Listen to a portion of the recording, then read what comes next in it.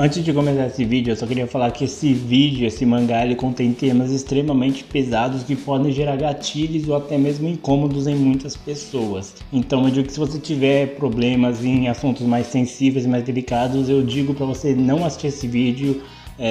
Dá uma olhada em outros vídeos aqui no canal, porque esse vídeo envolve assuntos muito pesados, como por exemplo depressão. Eu digo que se mesmo assim você quiser saber um pouco sobre o que esse mangá se trata, tem um canal aqui no YouTube da Pamela Cotrim, que ela é uma psicóloga, que ela analisou diferente de mim, que vou contar a história do mangá. Ela contou a história do livro em que esse mangá é adaptado, e ela conta com alguns detalhes das coisas que acontecem ali, e ela também analisa mais o protagonista dessa obra de uma visão mais psicológica da coisa. Então eu vou deixar o link do canal dela aqui na descrição para vocês darem uma olhada. O canal dela é novo, mas eu gostei bastante do conteúdo que ela traz envolvendo esse lado mais psicológico da mente humana. Mas eu digo que se mesmo assim você quiser assistir o vídeo aqui, eu digo pra você curtir o vídeo, se inscrever no canal, compartilhar esse vídeo pra alguém que possa gostar da história desse mangá ou desse canal. Mas se vocês já fizeram tudo isso, eu digo pra vocês sentarem, porque a história vai começar agora.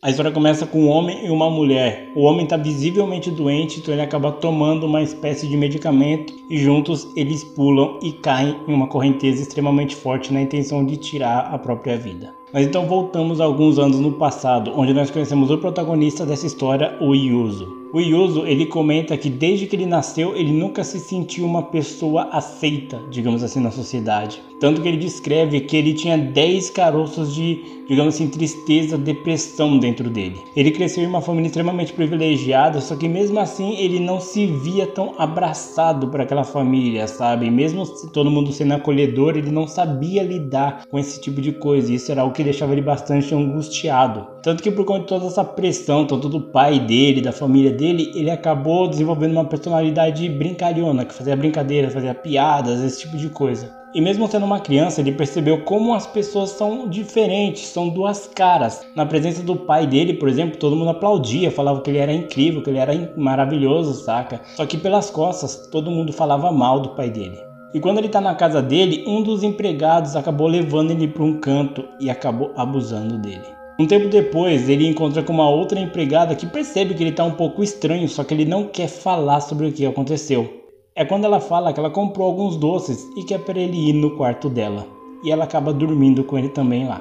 Os anos foram se passando até que o Yuzo, ele foi, para a escola já, para o ensino médio, e ele continuou com essas mesmas brincadeiras, fazendo piadas, fazendo todo mundo rir. Só que ele percebeu que tinha um garoto lá na sala dele que todo mundo maltratava ele, todo mundo fazia bullying com esse garoto. E ao contrário do Yuzo, que fazia as pessoas perderem o respeito por ele de propósito, ele percebeu que não era assim que aquele garoto era tratado.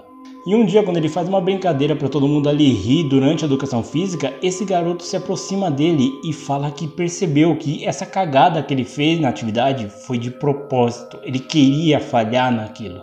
Ele então começou a tentar evitar esse garoto que chama Takeshi, até que um dia ele decidiu conversar com o Takeshi. Até que um dia ele decidiu levar o Takeshi para casa dele. Por conta dele estar em outra escola, ele começou a ficar na casa da tia dele, que morava ele, a tia e as primas dele. E é quando, conversando com o Takeshi fala que ele é um garoto bonito, atraente e tal, e que ele deve ter muita sorte com as mulheres. Eles então começam a falar sobre arte, que o Takeshi tinha vontade de fazer quadros que eles diziam ser amaldiçoados, porque de fato tem uma mítica aí sobre quadros amaldiçoados, E até um dia que, conversando com o Takeshi, o Yuzo decide fazer um quadro dele próprio. Ele então decide e ele consegue fazer um quadro bastante perturbador. E vendo aquilo, o Takeshi até fala que aquele quadro meio que representava o Yuzo, é como se fosse um espelho de como ele verdadeiramente é. Acontece que pelo Takeshi estar sempre indo na casa do Yuzo, ele começou a ficar interessado em uma das primas dele. Ele chegou até a comentar isso com o Yuzo, e o Yuzo vendeu uma ideia para ele de que a prima também tinha um certo interesse nele. Então o Takeshi fez uma espécie de cartinha de amor se declarando para a prima dele. O Yuzo pegou, leu aquela carta estava extremamente mal escrita, e é quando ele fala que entregou a carta para a prima dele, e a prima dele adorou e até mesmo disse que era recíproco o que ele sentia por ela. Só que quando o Takeshi foi falar isso pessoalmente para a prima dele, ele engasgou, ele não sabia como fazer ou como se expressar. E é quando ele percebe que na verdade tudo isso que o Yuzo tinha dito para ele era na verdade uma mentira. A prima dele nunca gostou dele. E por conta disso, o Takeshi acabou tirando a própria vida depois. Por conta disso, o Yuzo ficou extremamente se sentindo culpado por isso, tanto que ele falou que ele acabou criando um próprio inferno para ele mesmo, até porque nós vemos que com o passar do tempo, ele começou a ser assombrado pelo fantasma do Takeshi. Um tempo depois, o Yuzo ele continuou, na casa das primas dele, e todas começaram a falar que ele lembrava vagamente um ator de filmes de comédia que tinha ali no Japão. Então ele começou a frequentar, ver mais filmes desse ator para conseguir reproduzir exatamente o que ele fazia. Só que um dia, quando ele tenta reproduzir uma cena em um dos filmes que ele viu, ele acabou se machucando, quebrando uma das pernas. Foi quando uma das primas dele, a Setsu, e a irmã dela começaram a sempre revezar para cuidar dele. Acontece que a irmã mais velha começou a desenvolver um certo interesse pelo Yuzo, só que o problema é que a Setsu também. O problema é que um dia, quando a Setsu estava cuidando dele, os dois acabaram meio que dormindo juntos, só que a irmã mais velha dela acabou vendo isso. Um tempo depois, a irmã mais velha da Setsu foi cuidar do Yuzo de novo e ele começou a jogar vários flirts nela, dar umas cantadas nela. Só que ela falou que aquilo não era verdade, porque ela viu ele junto com a Setsu. Ele pede desculpa, fala que ele se deixou levar pelo momento, mas na verdade ele era apaixonado por ela. Os dois então acabam dormindo juntos também, só que a Setsu também vê isso. Ele fala que um tempo depois ficou um clima bastante chato ali na casa, por conta dessa treta, desse atrito entre as duas irmãs. O problema é que no meio dessa discussão ela começa a ter um enjoo, falando que talvez ela esteja grávida dele. A Setsu, ela não permite isso, então ela pega uma faca e acaba matando a própria irmã. E um tempo depois, ela começa a sentir enjoo, revelando que talvez ela também estivesse grávida. E de fato, ela está grávida. Algum tempo depois, alguns meses depois, ela acaba tendo um filho. E o que mais perturba o Yuzo é que ele era a cara do Kaete. Um tempo depois, o Yuzo acabou fugindo da casa da tia dele, depois dessa treta, e ele acabou se instalando em um dormitório. E meio que sem saber o que ele faria a partir desse dia, ele decidiu entrar num curso de artes para ele desenvolver essa ambição dele de ser um pintor. E lá ele conheceu um garoto chamado Horiki. O Horiki, ele era um garoto um pouco mais velho, e ele começou a pedir um certo dinheiro pro Yuzo todo dia, assim, emprestado. Em troca, ele leva o Yuzo para beber, sai com garotos, leva ele no primeiro bordel que o Yuzo nunca tinha ido. E depois disso, conforme ele foi andando com esse Horiki, ele começou a ficar mais corrompido, assim, é como se ele sentisse que tudo que ele poderia fazer, ele deveria fazer agora.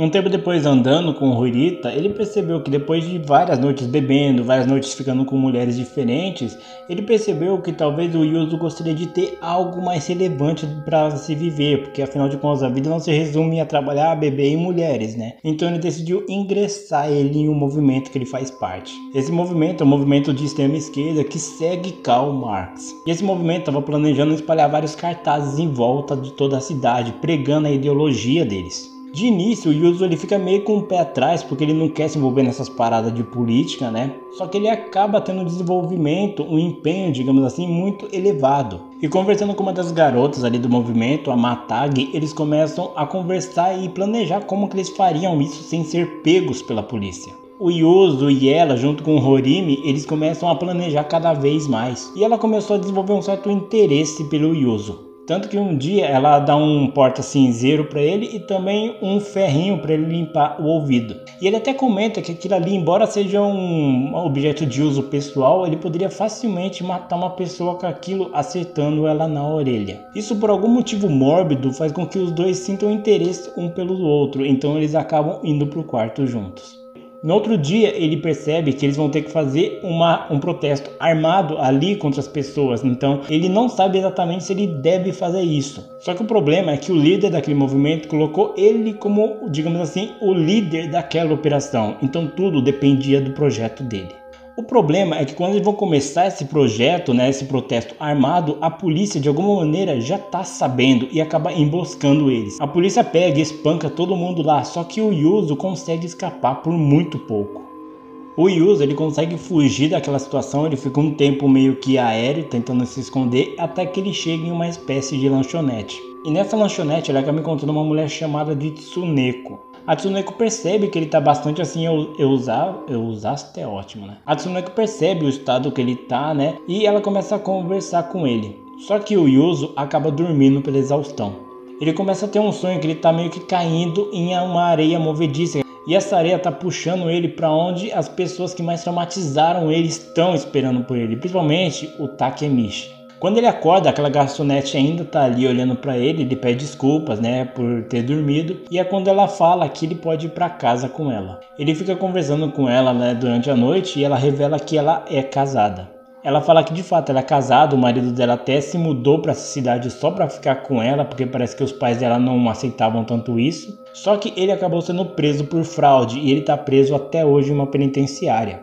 E é quando, conversando com ela, os dois começam a dormir juntos.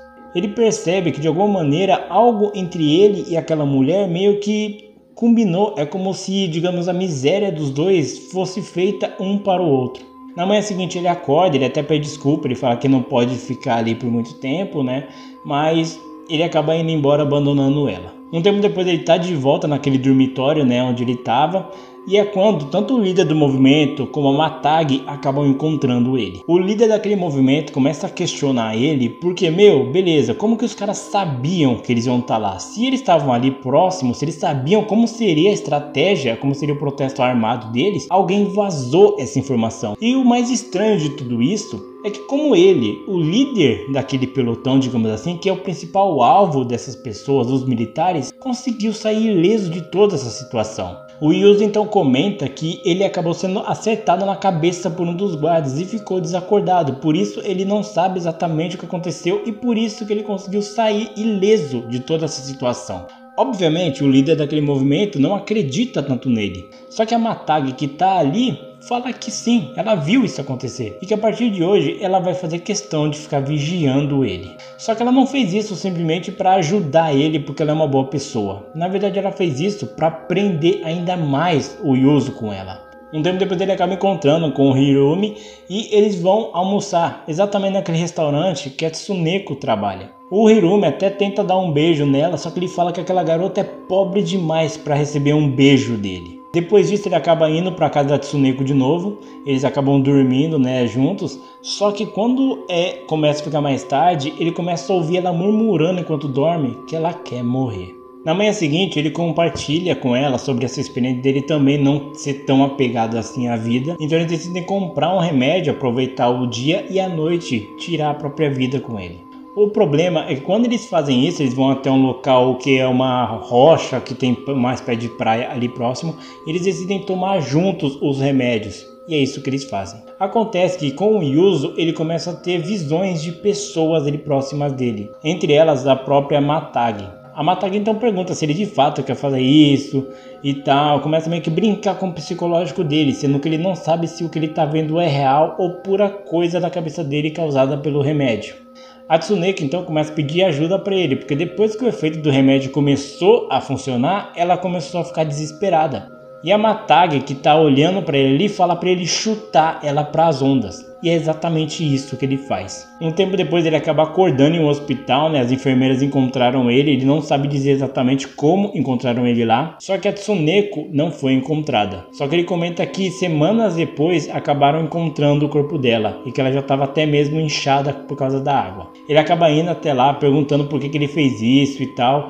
E é quando ele escuta ela falando que ele fez isso de propósito. Por conta de todo esse incidente, e claro, ele foi prestado depoimento, ele foi lá na polícia, na delegacia, e ele acabou sendo inocentado depois de tudo o que aconteceu. Só que por conta disso, ele teve que sair, abandonar a faculdade, e ele ficou meio que aos cuidados de uma espécie de tutor dele, que era um cara que trabalhava há muitos anos para o pai dele. Ele fala que esse homem ele tinha uma aparência bastante gorda, tinha olhos inchados, por isso eles apelidaram ele de linguado, que é uma espécie de peixe. Ele fala para o linguado que ele não sabe exatamente o que fazer agora, porque se ele teve que abandonar a faculdade e ele não tem mais um trabalho também, ele não sabe exatamente o que ele vai fazer. E o linguado fala que ele poderia dar qualquer conselho que ele quisesse, só que não vai adiantar se o Yuzo não souber o que ele quer fazer agora daqui em diante, né? É quando o Yuzo ele decide que ele vai ser um artista, ele vai trabalhar para isso. E o linguado acaba apoiando isso. Como o Yuzo não sabe exatamente por onde começar, ele acaba indo até a casa do Hirumi. Ele chega lá, fala que quer conversar com ele, e é quando ele revela que a Matagi tá na casa dele também. A Matagi tá ali conversando com o Hirumi, né? Eles conversam sobre todo esse incidente e ela começa a dar uma espécie de alfinetada no Yuzo, falando sobre 2 pessoas que tentaram suicídio perto da margem. Ela fala que 2 pessoas tentaram esse suicídio, só que só uma delas acabou morrendo. E ela até imagina que tem que ser um covarde para forçar uma pessoa a tirar a própria vida com você e desistir de última hora. Depois disso ela vai embora, até acaba dando um tapa no Yuzo por ele estar sorrindo com aquele sorriso forçado para ela. Só que mesmo com isso, o Yuzo fala que esse tapa foi meio reconfortante, porque fez ele se lembrar do quão lixo é a vida dele. Depois disso ele começa a conversar com o Hirumi, só que é quando chega uma mulher ali. O Hirumi começa a tratar ele de qualquer jeito depois, e é quando chega uma carta para ele. É revelado que na verdade o Yuzo ele não foi simplesmente ir lá atrás do Hirumi para encontrar, para tentar pedir ajuda. É porque na verdade ele fugiu da casa do tutor dele. O Hirumi então ele não sabe mais o que fazer, e é quando aquela mulher que estava conversando com o Hirumi começa a conversar com o Yuzo. O nome daquela mulher é Shizuko e ela fala que ela é uma editora, então talvez ela possa ajudar o Yuzo. E até mesmo se ele não tiver um lugar para ficar, ele pode ficar no apartamento dela. Ele fala que essa foi a primeira vez que ele começou a viver a custas de uma mulher e que isso era até um pouco humilhante para ele. Ele começou então a fazer pequenas tirinhas de mangás para a empresa que aquela mulher fazia, né, para aquela revista, e que ela tinha uma filha chamada Shigeko. A Shigeko gostava muito das artes que o Yuzo fazia, né? Só que embora ele ainda gostasse, tivesse um certo sucesso com essas artes dele, ele continuava sempre frequentando bares e bebendo. É quando o Hirumi um dia chega ali e começa a conversar com ele. Ele fala que percebeu que o mangá, as tirinhas que ele fazia dão um certo sucesso, só que ele fala que são um sucesso meia boca. E depois disso ele pede mais um pouco de dinheiro emprestado pro Yuzo, que acaba emprestando meio que sem hesitar. Acontece que um dia, quando o Yuzo estava voltando dessas bebedeiras dele, ele começou a ouvir a Shigeko e a filha dela conversando do lado de fora. E é quando a menininha começa a perguntar por que o Yuzo bebe tanto, sabe? Sendo que ele é um cara bondoso, pessoas boas não deveriam beber, né? Só que ela fala que é justamente por isso, ele é uma pessoa muito boa e porque ele não bebe por causa dele, ele bebe pra basicamente tentar aliviar um pouco o estresse. Ouvindo isso, o Yuzo percebe que ele vai ser só mais um peso para aquela família, então ele acaba abandonando elas também. Um tempo depois, o Yuzo ele acaba indo para uma espécie de bar onde tem uma recepcionista, onde ele acaba sendo meio que amante dele, né? E sempre que ele sai desse bar onde essa mulher trabalha, ele acaba indo até um outro lugar onde vende cigarro. A garota que trabalha ali, ela é super meiga, super fofa e ela é até um pouco ingênua, tanto que o Yuzo até fala que se ele parar de beber algum dia, ele vai se casar com ela. Acontece que um dia, quando ele está saindo do bar, ele acaba caindo, porque a tampa do bueiro estava entreaberta. E é quando essa garota que trabalha vendendo esses tabacos, ela acaba salvando ele, o que faz ele gostar ainda mais dela. Percebendo quão meiga e fofa essa garota, o Yuzo decide tentar melhorar por causa dela. O nome dessa garota é Yoshiko. E um dia eles... É sério que acabou a luz? Ai caramba, é cada uma que me aparece. É quando ele decide então se casar com ela. Os dois então se casam, eles vão para outro lugar. Só que um dia, quando eles estão andando de bicicleta, o Yuzo repara que tem um pipa que ele sempre via da casa daquela mulher que ele estava morando antes. E não só isso, como ele percebe que tem uma criança, e aquela criança é estranhamente familiar para ele. Eles então se mudam para uma casa onde eles começam a morar juntos, e é quando ele começou e continuou trabalhando fazendo algumas tirinhas de mangá. Até um dia que chega um homem chamado de Aoki. O Aoki é um desses empresários que trabalha em uma dessas revistas. Ele fala que o mangá dele está tendo uma certa popularidade, que ele poderia até mesmo começar a ter uma publicação semanal ao invés de mensal, igual as que ele tem. E é quando ele percebe que o Yuzo também trabalha com pinturas, ele não faz simplesmente mangá. Ele olha uma das pinturas que ele fez ali, embora o Yuzo fala que ela não está 100% pronta, né? O Aoki então fala que ele tem bastante talento, que ele poderia até mesmo expor isso em algum museu. Por exemplo, o Museu Nika, que é um dos museus mais prestigiados ali daquela região. De início ele fica bastante empolgado com tudo isso, né? Até que um dia, aquela mulher que meio que cuidava daquele bar onde o Yuzo estava frequentando, fala que um homem chegou perguntando do Yuzo, por isso ele levou ele até lá. E é quando nós percebemos que é o próprio pai do Yuzo. O pai do Yuzo está totalmente descontente com isso, ele fala que ele não criou um filho, não trabalhou duro, não deu condições financeiras suficientes para o filho dele trabalhar como um mangaka, que isso seria uma coisa totalmente, digamos assim, ridícula aos olhos da família, enquanto os irmãos dele estão fazendo coisas incríveis e importantes, ele meio que se degradou ao ponto de ser só um desenhista de mangá. E que até mesmo a partir daquele dia ele começaria a viver ali com eles. O problema é que não importasse o quanto a Yoshiko fizesse para o pai dele, nada estava suficiente. Ele sempre maltratava ela, falava que ela não fazia nada direito, ele sempre era bastante ignorante com ela. Até que em uma dessas vezes, o Aoki chega lá e viu o estado tão abalado e magoado que ela estava. Então ele acabou meio que cuidando dela e confortando ela. O problema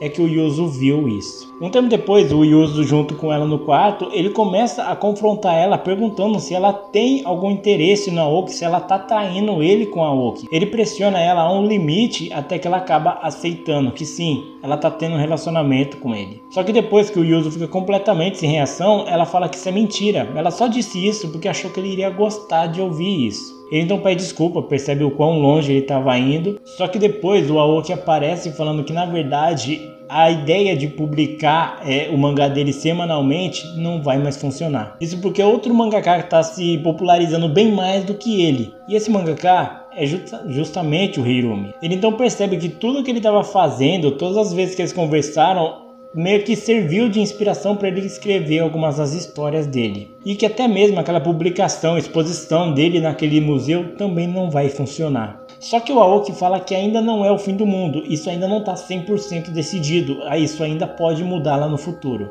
Obviamente isso deixa o Yuzo completamente abalado, é mais um motivo para o pai dele cagar na cabeça dele. O Yuzo ele fica num estado tão deplorável que ele começa a escrever cartas aleatórias com nomes de pessoas aleatórias elogiando o mangá dele, para ver se assim, digamos que a chance dele ser publicado semanalmente consegue finalmente aprovação. Vendo esse limite que o Yuzo chegou, a esposa dele decide ir conversar com a Aoki para ver se isso de fato não tem como ele ajudar nesse quesito. O Aoki fala que o que ele está tentando fazer é o máximo, ele não tem como fazer mais do que ele já está tentando. Só que ele fala que incrivelmente começaram a aparecer várias pessoas elogiando o mangá do Yuzo por cartas. A única coisa estranha é que todas as cartas são da mesma região. Um tempo depois, a Yoshiko, ela tá bastante feliz, assim, alegre. O Yuzo até pergunta por que ela tá assim, sendo que eles estão nessa tensão. Só que ela fala para ele ficar tranquilo, porque tudo vai ficar bem, porque ela acabou conversando com o Aoki. O Yuzo, obviamente, ele fica bastante revoltado com isso, porque ele não gosta que ela se envolva no trabalho dele. Acontece que nesse momento o pai dele chega de novo para cagar na cabeça dele. Ele mostra que o mangá do Horimi de fato foi publicado ali agora. Então é para ele ter um momento pelo menos de hombridade e acabar tirando a própria vida na frente dele. Ele então joga uma daquelas facas pro Yuzo fazer isso e até mesmo pede desculpa para Yoshiko por ela estar tendo que aturar um filho tão falido e miserável como ele. E depois disso, ele vai embora. O estranho é que um tempo depois, uma das mulheres que trabalham ali acabou entregando uma carta do irmão do Yuzo, falando que ele acabou sofrendo um acidente lá na casa dele e que ele está em estado grave. O Yuzo não entende como isso é possível, sendo que o pai dele estava ali há poucos segundos. Só que quando eles vão atrás do pai dele, eles não encontram o pai dele em lugar nenhum. Só que a faca que ele havia jogado ainda estava ali. E é assim que acaba a primeira parte de O Declínio de um Homem. Declínio de um Homem, ele é um mangá muito pesado. De fato, eu aqui contando sobre ele, eu não vou conseguir passar 100% do sentimento que é você ler esse mangá.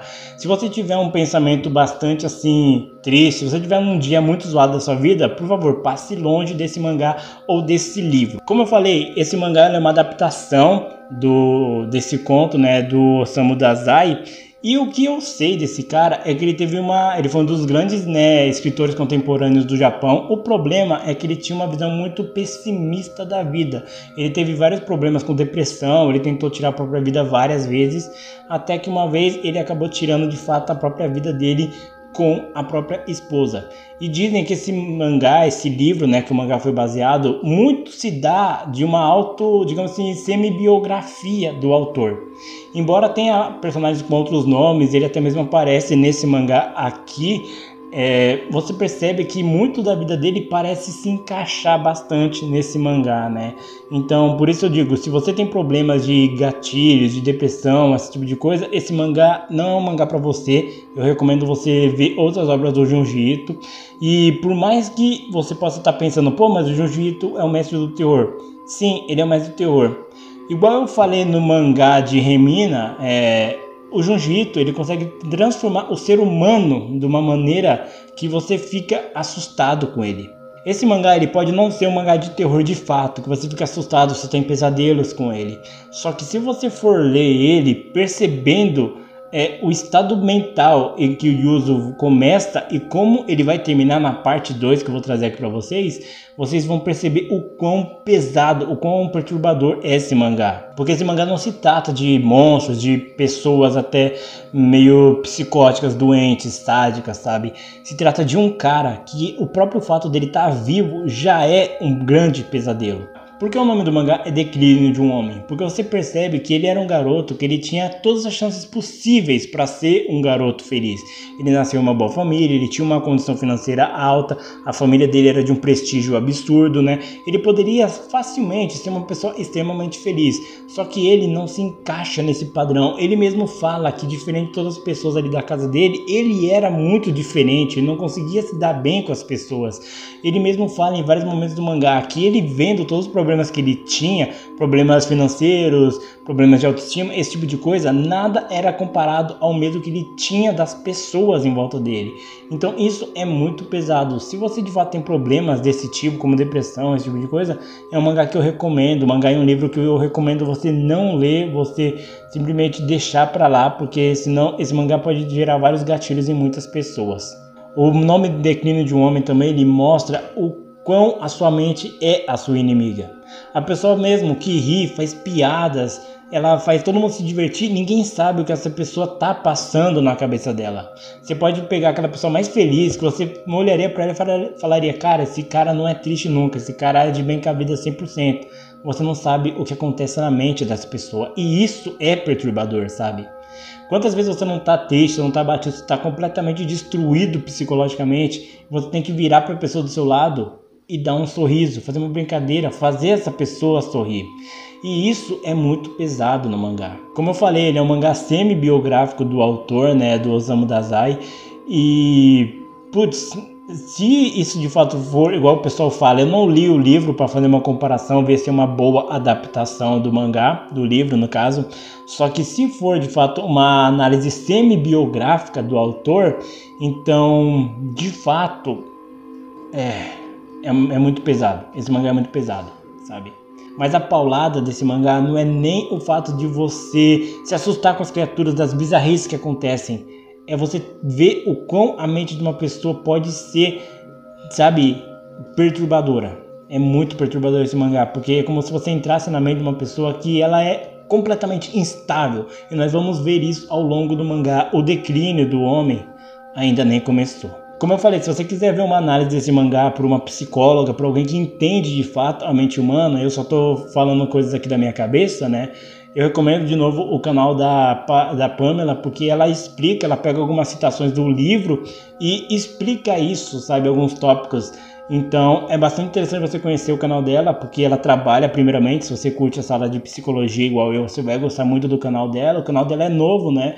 E então eu recomendo que vocês vão lá assistir o canal dela, eu vou deixar o link dela aqui na descrição. E eu quero que vocês digam aí, se vocês já leram o mangá, né, Declínio de um Homem, se vocês já leram o livro também, deixa aqui nos comentários para eu saber. Não esqueça de curtir o vídeo, se inscrever no canal, compartilhar esse vídeo para algum amigo seu que possa gostar da história desse mangá ou desse canal. Mas então, eu agradeço bastante a audiência de vocês e até mais.